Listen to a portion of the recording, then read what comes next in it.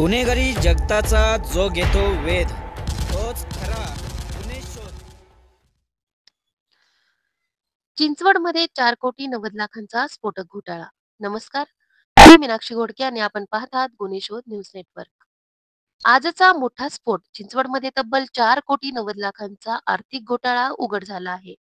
Central vehicle workshop कर्मचारी सहकारी पतपेढीला खाजगी एटीएम समजून चालवलेल्या या लुटमारेने संपूर्ण परिसर हादरला आहे. विशेष लेखापरीक्षकांच्या अहवालानंतर पोलिसांनी माजी व्यवस्थापक प्रभाकर केदारी आणि 4 माजी पदाधिकाऱ्यांवर थेट गुन्हा दाखल केला आहे.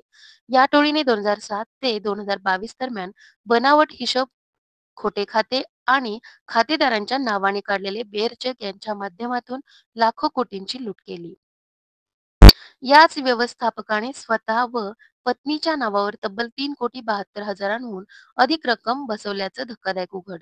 इतकंच नाही, 2022 नंतरही ठेवीदारांचे 3,85,00,000 परत न देता वर्षानुवर्ष थापा देण्याचं काम सुरूच होतं. एकूण लूट 4,90,00,000,78,140 म्हणजेच ठेवीदारांच्या आयुष्यभराच्या बचतीचे सरळ लूट. ठेवीदार संतप्त आहेत. लोकांचा प्रश्न फक्त एक, आमचे पैसे कुठे? तपास उपनिरीक्षक सकट यांच्या नेतृत्वाखाली जोरात सुरू आहे आणि तपासात अजून मोठी नावे व व्यवहार समोर येण्याची शक्यता व्यक्त केली जात आहे.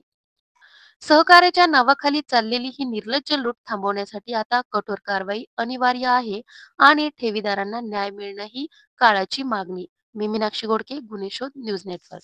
धन्यवाद.